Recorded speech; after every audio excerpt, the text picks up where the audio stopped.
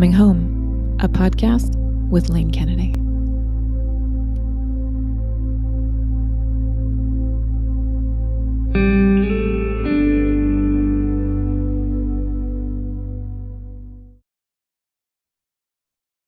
Hello, friends. Welcome back. My name is Lane Kennedy, and this is yet another episode. And I'm really happy that you've come back to listen and to find out more about Yoga Nidra in this mini series that I've been doing with all of my wonderful Nidra sisters. And I have on with me today, Oumayma, and she is another beautiful Yoga Nidra guide. Her spirit is so bright, and she's one, again, these are the people that just melt in your heart. I don't know if you have somebody like that in your life or a crew of ladies, but if you don't, I want to invite you to kind of join in on these conversations and listen to us, and then find us on Instagram, and connect more deeply with us. So today we have Oumayma. Welcome to the show. Thank you, Lane. It's such an honor to be here with you. Thank you for having me on. Yay! So we're going to get right into the juice of it. Because that's kind of like how I roll. And I think this is such an interesting practice. And I find that what I've learned is that there are no mistakes, and that we don't find this practice by mistake. Absolutely not. Right?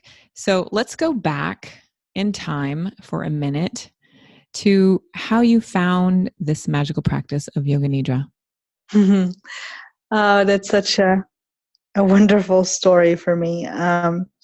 Well, Yoga Nidra started for me back in October of last year, October 2018.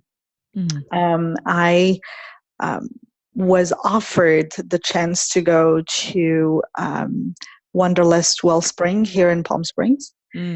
And as I was preparing for my journey through the festival, I started looking at the different courses that are offered and different spiritual talks that were there. And one of them just caught my eye, which was a talk with Jana Romer about Yoga Nidra, followed by a practice of Yoga Nidra.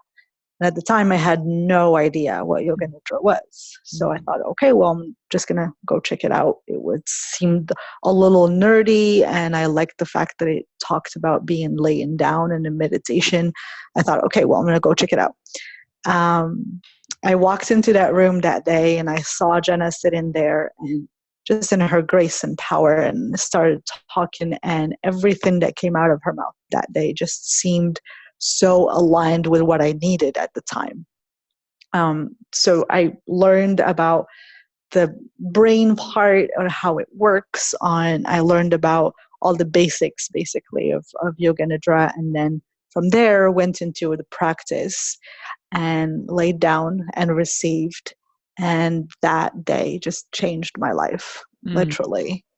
I had been going through some personal issues and a lot of deep wounds that were taking a long time and a lot of energy from my end to heal. And the practice just opened up a door for me that I didn't know even existed.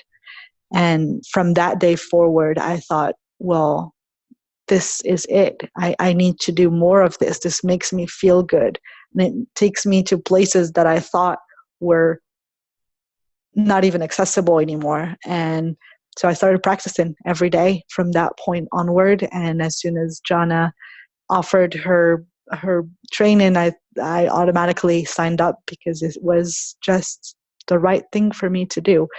So yeah, I guess I showed up for Yoga Nidra in a very selfish way, and I realized that it helped me so much that it is impossible for me to just keep it to myself, that this needs to be shared with the rest of the world.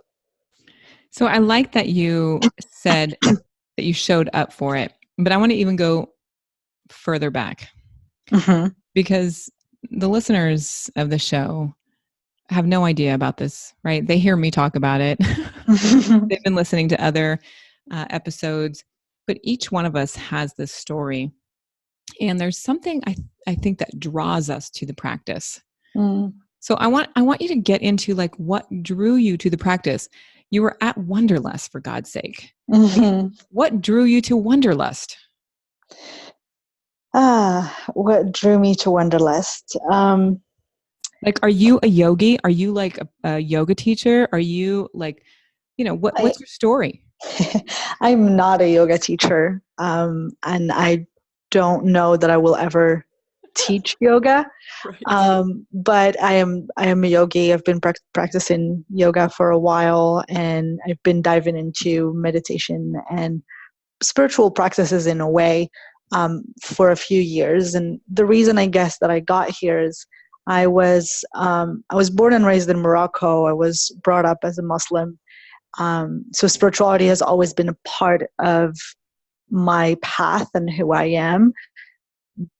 But in a way, leading the path as a Muslim just didn't really work for me anymore. It just didn't fit.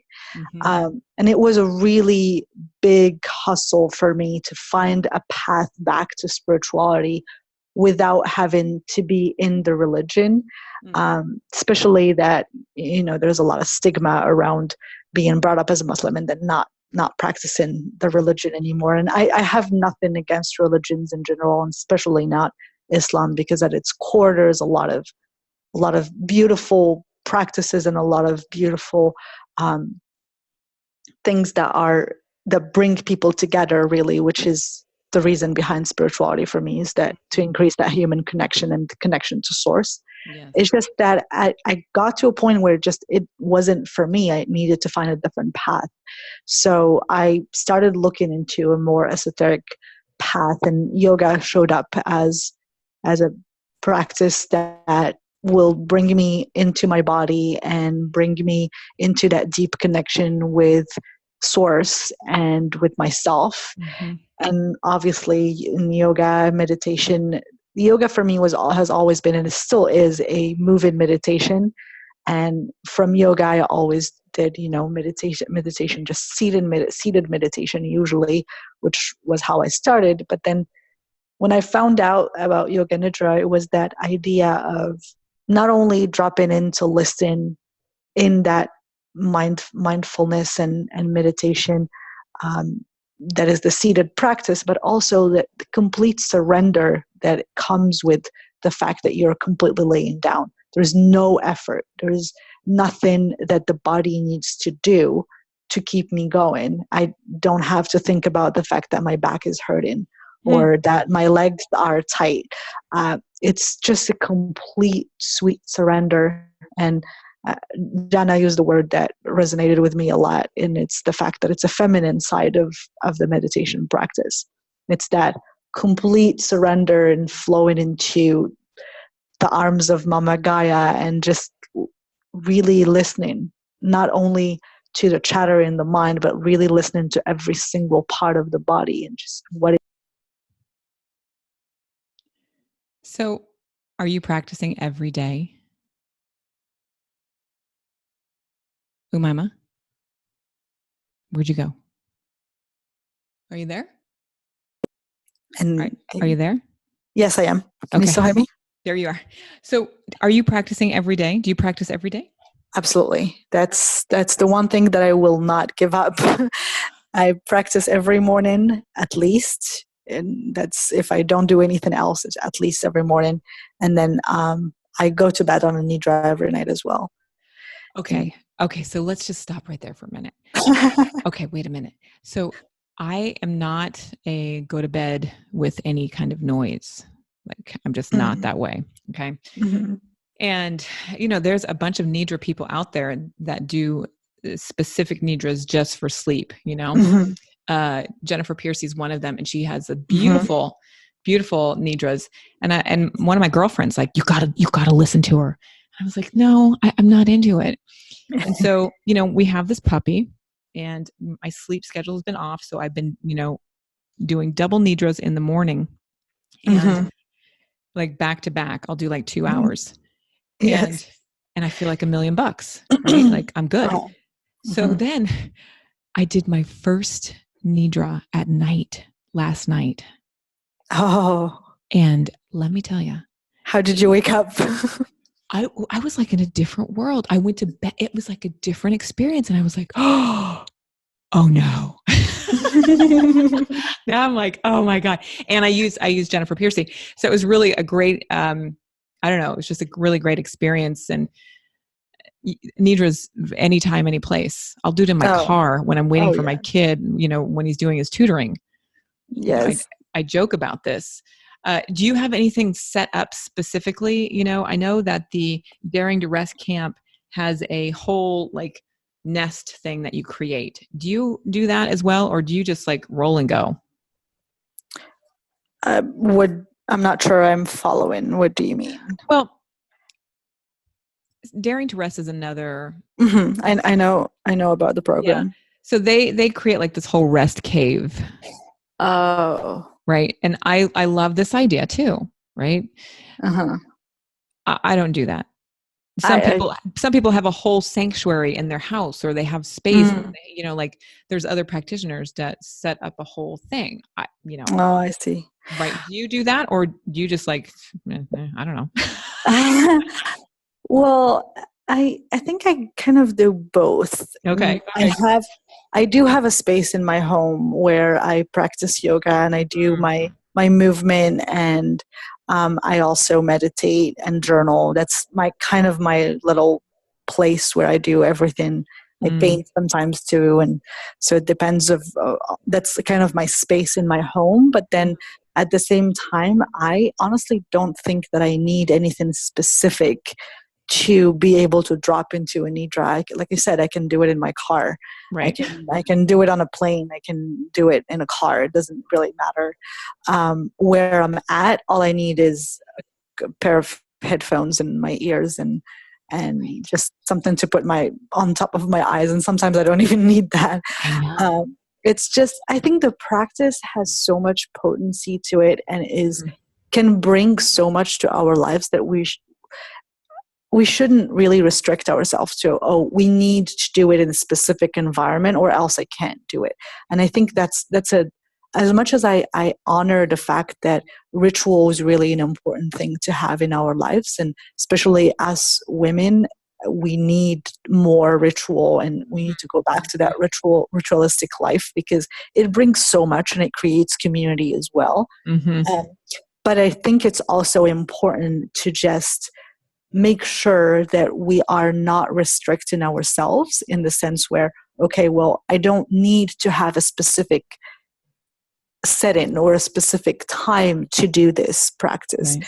It's something that you can do anywhere, anytime. It doesn't matter. It will bring you some sort of benefit it will bring benefit to your life, no matter where you do it, no matter how long, the parameters really don't matter. All that matters is that you start doing practice. Right. Just start. Just start. Okay. So doesn't matter where. So let's talk about some of the benefits because again, let's think about, Sue, who's listening and she really is like curious about this. So you said that you had a profound change, right? Your life changed that day at Wanderlust. And let's talk about some of the benefits as a result of doing the practice, every day. The benefits of the practice. There's so many of them. Crazy. I guess if you could get specific, that's even better, right? Like Absolutely. For me, I talk about like how my depression is gone. Like, see you later. Bye. Anxiety, nada. Yeah. I can talk, depression and anxiety, that's obvious. Even for me, I will never say that my depression is completely gone but then again, that's my own belief where I think that once we've seen that dark side, we know where it is, and the brain can play games on us and take us there really fairly quickly. So to me, it was more of it's a tool and dare I say a weapon against that terrible part of life that could be the negativity and the part where you're like, okay, well, there's nothing else for me here to do. I can just stop. And it's really a tool for me to every day remember that there is a reason I'm on this earth, and there is a reason I'm here right now at this time, and there is a reason for me to live the life that I'm living right now, and there is a reason for me to be in contact with the people that I am in contact with. There is a reason for it all, and dropping in and listening and really taking the time to just listen to what the body and what the mind needs to say. It's just, to me, a constant reminder of the fact that everything that I've lived up until now, that depression, that suicidal thoughts, everything was it happened exactly where it was supposed to happen for me to get where I'm at today. Mm-hmm. And it's basically getting to a point where I'm not really neglecting any of those parts, but just accepting everything that happened around me, and accepting everything that comes through, whether it is positive or negative. The practice gives me that possibility to stop at every moment and just think, okay, what is this situation here to teach me? What is it that I can learn from this? And how can I be gentle with myself and gentle with others in the way that I react and in the way that I respond to this? It's really bringing me down to that 0.0 of thinking, well, what's happening may be out of my control, but the way I respond to it is completely in my control. I control the way that I respond to everything that happens around me. So okay, I want you to get more granular. Sure. Because, so I hear that it brings you greater clarity and focus, and that it's alleviated this kind of gloom, and it makes you have greater possibilities. But now you're talking about response time. Mm-hmm. So let's get granular with that response time, because I think immediately I go to my son when I'm ready to blow my top, right?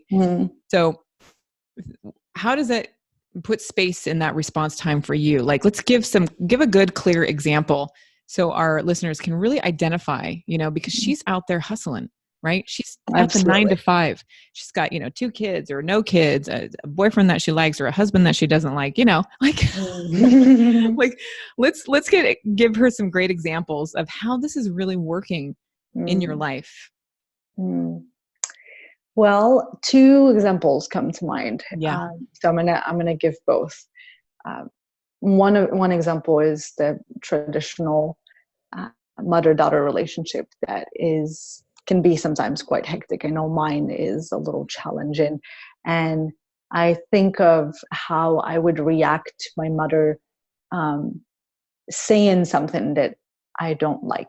Or I'm going to give you a simple example. As for example, the practice that I'm doing or the path that I'm taking in my life is something that my parents don't really understand. My mother especially, she doesn't really understand how I could leave an engineering path, because that's what I studied in college, and I'm an engineer, and I have a position as a service manager, and how I can leave that life to redirect myself onto something that is more kind of woo-y in her mind.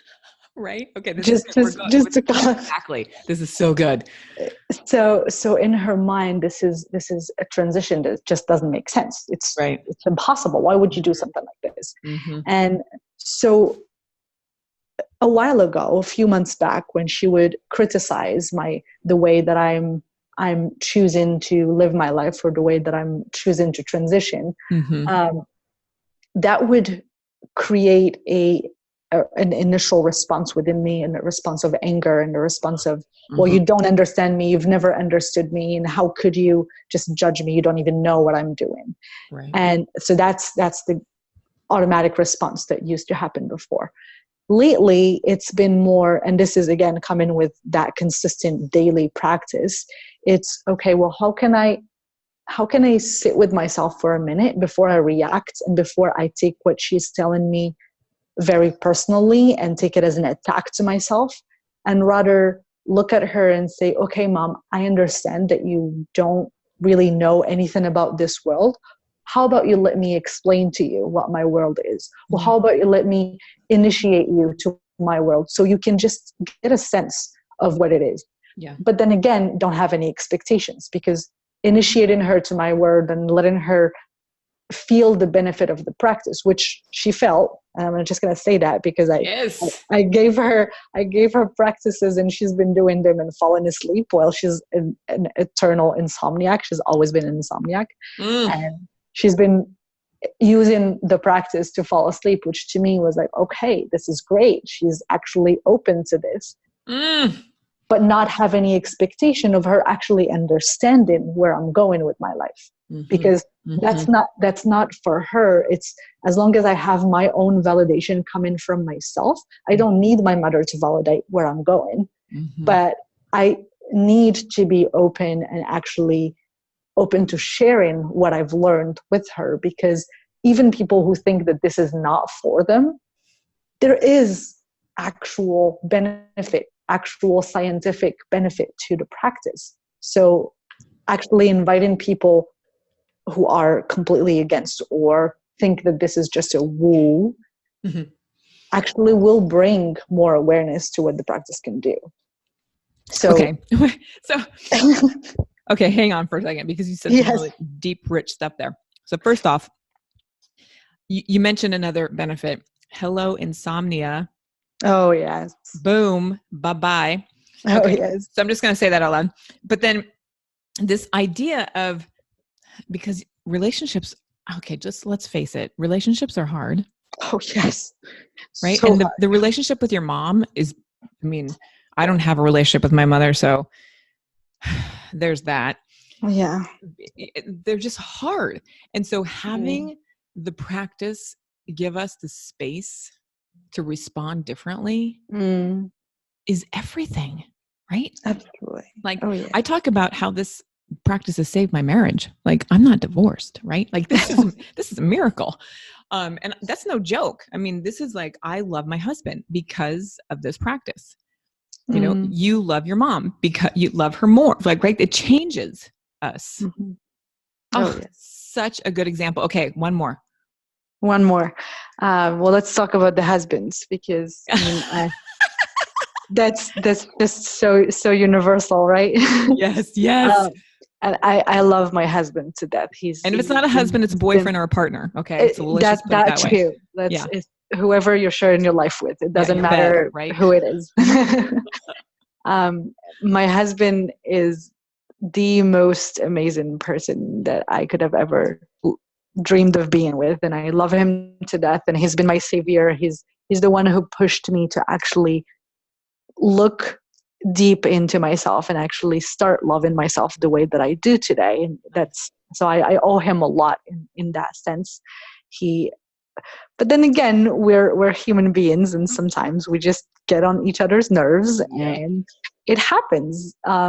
So the practice, the way it changed my relationship with my husband. Well, first of all, I make him go to bed on a Nidra every day, and that's great. And it's lately he's been requesting it more than ever, so that's great. This means it's working. And so whenever we get into an argument, before, again, it was, oh, well, how can you do this to me? That me. Oh, I'm the victim here. You're doing this, so you're doing this to me. What the practice helped me realize is also that, well, if somebody does something, it's not necessarily because of you. It could be that it has everything to do with the way they are at in their life at that time, or at that specific time in the day. And it has nothing to do with you, but it's just that the fact that they reacted in a certain way that displeased you made you think that it was because of you. So what I've been doing lately is, if we get into an argument, which happens, I just take the time to look at the situation and say, okay, well, before I overreact and start yelling and fuel this argument more, how about I just take the time to just listen? What is he really saying? Is the things that he's saying, are they really directed at me? Right. Or is this coming from a deeper point? How can I support this man in a way that honors our relationship and in a way that will actually alleviate the argument rather than fuel it. Mm-hmm. So, and in both examples, you can see it's just really the matter of stopping, take a breath, and just Yes. think about it for a minute before you react. Just think, or Okay. just listen.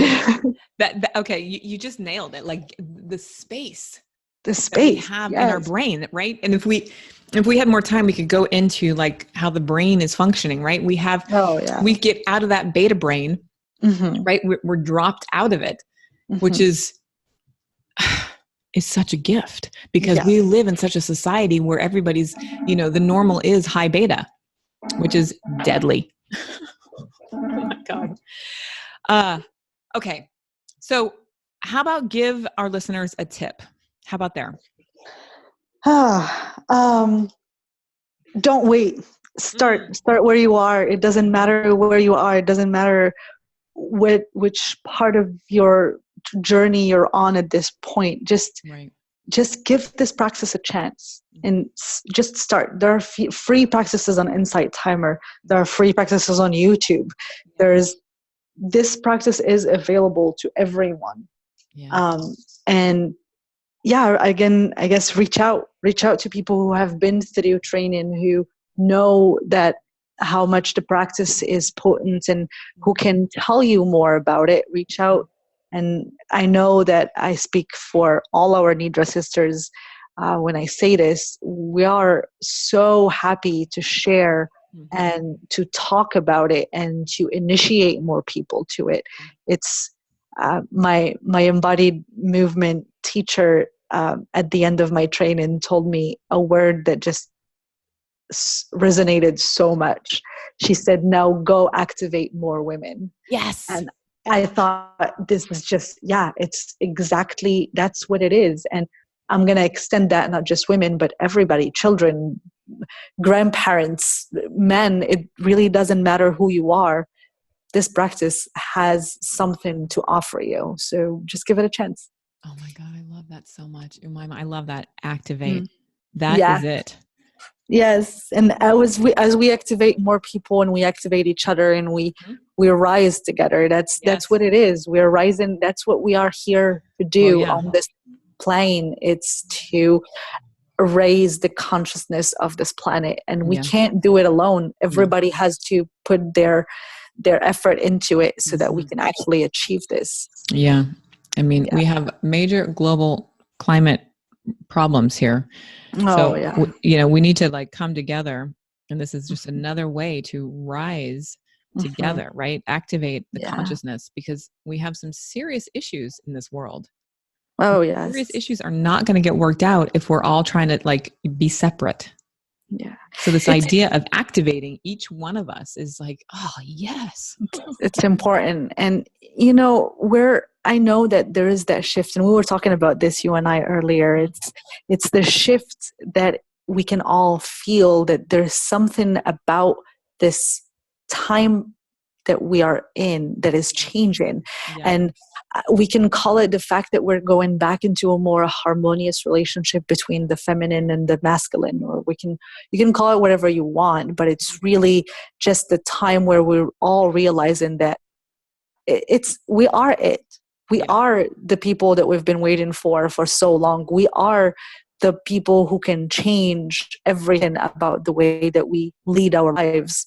And it's time to just wake up to our own potential and to help each other wake up to our own potential, because the competitiveness that has been ruling this world for so long has to stop.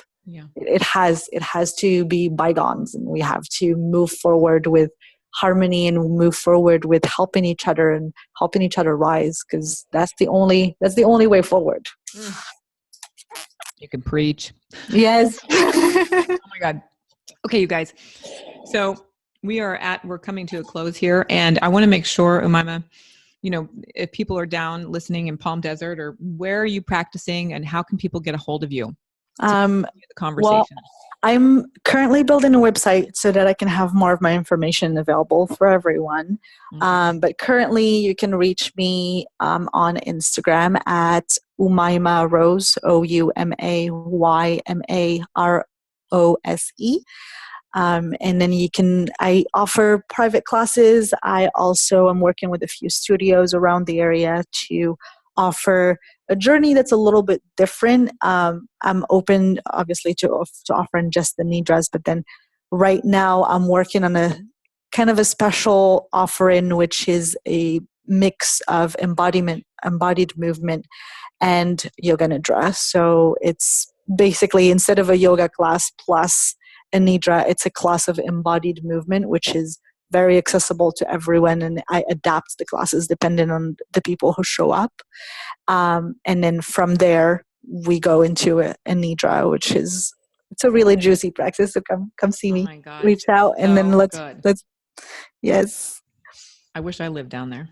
Well, maybe we can do a We can Costa do a Rica trip. collab. Yes, to Costa Rica. Yes. Oh my Let's God, with Brittany. all the sisters. Yes. Yes. We can get all our sisters down to Costa Rica, and we can have a retreat, and we can all offer each other beautiful practices. That's right.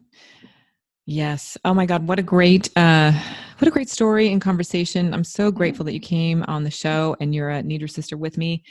And Thank you, Lane. it's just been an honor to hear more about the journey and to share it. Thank you for being on the show with me today. Thank you, Lane. It's been a pleasure. And I know this conversation could have gone so much longer. So thank you for having me. And I'm so proud of everything that you're doing. And you're an inspiration to all of us. So keep on rocking, sister. Thank you. All right, ladies, another episode. Boom. Just like that. I hope you go check out what Oumayma's doing over on Instagram. And if you're down there, make sure you hit her up for one of these embodied movement classes. And remember, you can grab a free Yoga Nidra practice over on my site at lanekennedy.com, free YN practice. Get started. Just, listen to what Oumayma said. Don't wait anymore. Just get started right now. I hope you have a great moment. And may this moment give you something juicy, something so light and bright that fills you up so you can be the best you can be. Until next time, my friend, take good care. Don't forget, grab the app. Start your journey with Yoga Nidra today. Thanks for listening.